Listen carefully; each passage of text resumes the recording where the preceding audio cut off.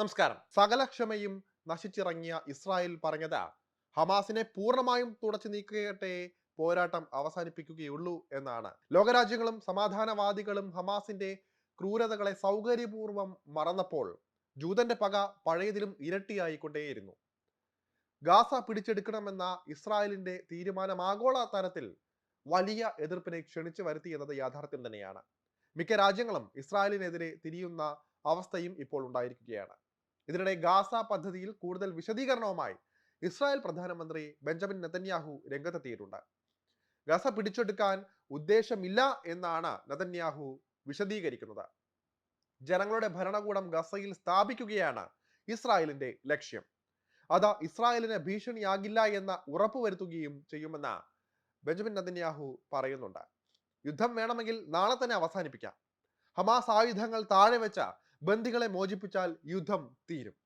ഗസയിൽ സൈനിക ശേഷി ഇല്ലാതാക്കി അതിർത്തിയിൽ ഒരു സുരക്ഷാ മേഖല തീർക്കുകയും ചെയ്താൽ ഫലസ്തീനികൾക്ക് ഇസ്രായേലിനൊപ്പം സമാധാനപരമായി ജീവിക്കാമെന്നും അദ്ദേഹം കൂട്ടിച്ചേർക്കുകയാണ്. ആയുധങ്ങൾ താഴെ വയ്ക്കാൻ ഹമാസിന് ഒരവസരം നൽകുകയാണ്. അതിനവർ തയ്യാറായില്ല എങ്കിൽ പൂർണ്ണമായും ഹമാസിനെ ഇസ്രായേലിനെ തകർക്കേണ്ടി വരുമെന്നാണ് അദ്ദേഹം ആവർത്തിച്ച് പറയുന്നത്. നേരത്തെയും ഈ കാര്യങ്ങൾ പറഞ്ഞിട്ടുള്ളതാണ്. ഹമാസ് സ്വമേധയാ കീഴടങ്ങിയാൽ, ഇപ്പോൾ ബന്ദികളെ വിട്ടയച്ചാൽ അപ്പോൾ ഇസ്രായേൽ ആയുധം താഴെ വയ്ക്കുമെന്ന്.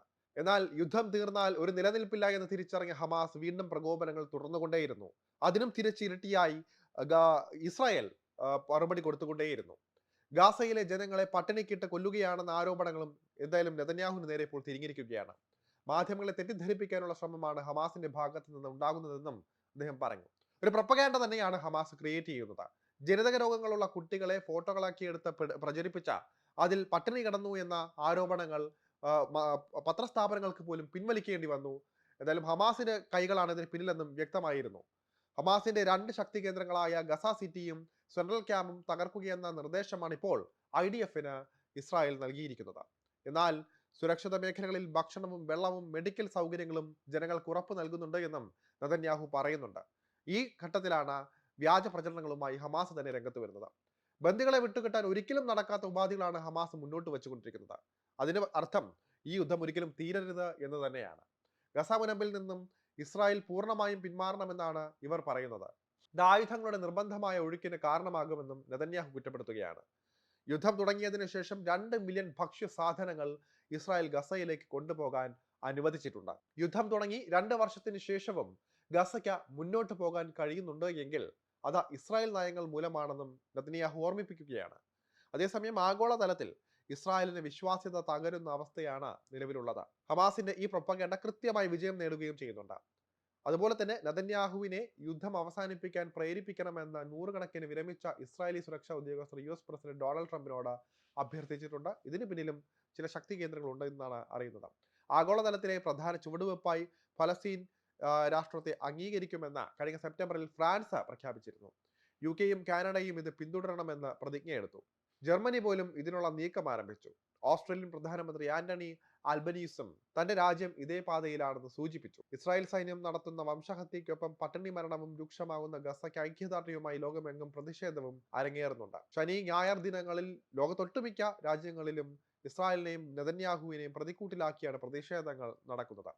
ബ്രിട്ടനിൽ ഫലസ്തീൻ അനുകൂല പ്രതിഷേധങ്ങളുടെ പേരിൽ നിരോധിക്കപ്പെട്ട സംഘടനയായ ഫലസ്തീൻ ആക്ഷന്റെ ബാനറിൽ ലണ്ടനിലെ പാർലമെന്റ് ചത്വരത്തിൽ നടന്ന പ്രക്ഷോഭത്തിൽ പങ്കെടുത്ത 466 പേരെ അറസ്റ്റ് ചെയ്യേണ്ടി വന്നു. ഇസ്രായേലിനെ ഇത്തരത്തിൽ പ്രതിക്കൂട്ടിൽ നിർത്തുമ്പോഴും ആ സന്ദർഭത്തിൽ ഹമാസിനെ വെള്ളപൂശാനാണ് ശ്രമങ്ങൾ നടക്കുന്നതെന്ന് പറയാതെ വയ്യ.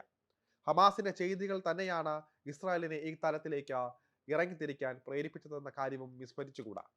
സമാധാനത്തിൽ കഴിഞ്ഞിരുന്ന രാജ്യത്തിനുള്ളിൽ കയറി 1700-ലേറെ പേരുടെ ജീവൻ ഹമാസ് അപഹരിച്ചപ്പോൾ ഇസ്രായേലിന്റെ മറുപടി അത് 10,000-ങ്ങളുടെ ജീവനെടുത്തായിരുന്നു. പിടിച്ചു നിൽക്കാൻ ശേഷിയില്ല എന്ന് അറിഞ്ഞിട്ടും ആശുപത്രികളും പള്ളികളും സ്കൂളുകളും താവളമാക്കി മറയാക്കി തോക്ക് പിടിക്കാൻ പോലും അറിയാത്ത സാധാരണക്കാര് പോലും യുദ്ധമുഖത്ത് ഇറക്കി നിർത്തി ഹമാസ് തന്നെ മരണം വിളിച്ചു വരുത്തുകയായിരുന്നു. ഏതായാലും ഗാസയിൽ ഇനിയൊരു പൊട്ടിത്തെറി ഉണ്ടാകരുത് എന്നുണ്ടെങ്കിൽ അത് ഇസ്രായേൽ അല്ല, ഹമാസ് തന്നെ വിചാരിക്കണം. ഒരു ഗ്രൂപ്പ് മാത്രമായി തുടങ്ങി തീവ്രവാദം പരത്തി പട്ടിണി കാട്ടി പണം സമ്പാദിച്ച ഹമാസ് ആണ് യഥാർത്ഥത്തിൽ ഗസയുടെ ശാപം.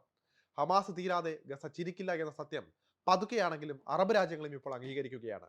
ചരിത്രത്തിൽ ആദ്യമായി അറബ് രാജ്യങ്ങൾ ഒന്നടങ്കം ഹമാസിനെതിരെ തിരിഞ്ഞിരിക്കുന്ന സമയമാണിത്. ഇസ്രായേലിന്റെ ആക്രമണങ്ങൾ അവസാനിപ്പിക്കാൻ ഗസയുടെ നിയന്ത്രണം ഉപേക്ഷിക്കാൻ ഹമാസ് തയ്യാറാകണമെന്ന് അറബ് രാജ്യങ്ങൾ ഒന്നടങ്കം ആവശ്യപ്പെടുകയും ചെയ്തിട്ടുണ്ട്. യൂറോപ്യൻ യൂണിയനും ഇതിന് പിന്തുണ പ്രഖ്യാപിച്ചിട്ടുണ്ട്. സൗദി അറേബ്യ, ഖത്തർ, ഈജിപ്ത് തുടങ്ങിയ രാജ്യങ്ങളാണ് ഹമാസിനോട് ഇക്കാര്യം ആവശ്യപ്പെട്ടിട്ടുള്ളത്. ഇതിൽ ഖത്തറിൽ നിന്നാണ് ഹമാസിന് ഏറ്റവും കൂടുതൽ സഹായം വന്നിട്ടുള്ളത് എന്ന് ഓർക്കേണ്ടതുണ്ട്. ഹമാസിന്റെ കോടീശ്വരന്മാരെ പല നേതാക്കളും ഖത്തറിലാണ് താമസിക്കുന്നത്. അവരുടെ മക്കൾ അവിടുത്തെ വലിയ സ്കൂളുകളിലും കോളേജുകളിലുമാണ് പഠിക്കുന്നത്. ഖത്തർ ഹമാസിനെ കൈവിട്ടത് അവരുടെ ചരിത്രത്തിലെ തന്നെ ഏറ്റവും വലിയ തിരിച്ചടിയായിട്ടാണ് വിലയിരുത്തപ്പെടുന്നത്.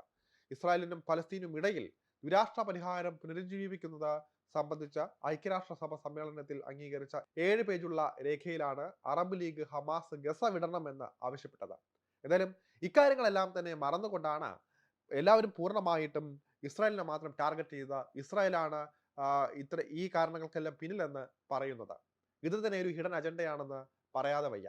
എന്തായാലും അറബ് രാജ്യങ്ങളുടെ നിർദ്ദേശത്തെ യൂറോപ്യൻ യൂണിയനും ഉൾപ്പെടെ 17 രാജ്യങ്ങളാണ് പിന്തുണച്ചിരിക്കുന്നത്. തങ്ങൾ എന്നും സമാധാനത്തിന് വേണ്ടിയാണ് യുദ്ധം ചെയ്യുന്നതെന്നും ഹമാസിന്റെ സമ്പൂർണ്ണ നിർമ്മാർജ്ജനമാണ് ലക്ഷ്യമിടുന്നതെന്നും ഇസ്രായേൽ നേരത്തെ തന്നെ പ്രഖ്യാപിച്ചിട്ടുള്ളതാണ്. ഹമാസ് ആയുധം താഴെ വെച്ചാൽ യുദ്ധം തീരുമെന്നും തങ്ങൾ ആയുധം താഴെ വെച്ചാൽ തങ്ങൾ തീരുമെന്നും നേരത്തെ ഇസ്രായേൽ പ്രധാനമന്ത്രി ബെഞ്ചമിൻ നെതന്യാഹു പറഞ്ഞിട്ടുള്ളതാണ്. ഇപ്പോൾ ഗസയിൽ ഉണ്ടാക്കിയ ഹമാസിന്റെ തുരങ്കങ്ങൾ 75% ഇസ്രായേൽ തകർത്ത് കഴിഞ്ഞു. ഹമാസിന്റെ നേതൃത്വത്തിലെ പ്രമുഖരെയൊക്കെ കാലപുരിക്ക് അയച്ചു കഴിഞ്ഞു.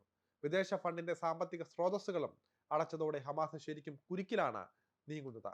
എന്തായാലും ഹമാസിന്റെ അവസാന ആളെയും തുരത്താതെ ഗസ വിടില്ല എന്ന് പറഞ്ഞെത്തിയ നെതന്യാഹു ഇനി ഈ ഒരു പോരാട്ടം അവസാനിപ്പിക്കണമെങ്കിൽ തന്നെ ഹമാസ് സ്വയം തന്നെ ആയുധം താഴെ വെക്കേണ്ടത് തന്നെയാണ് അനിവാര്യം.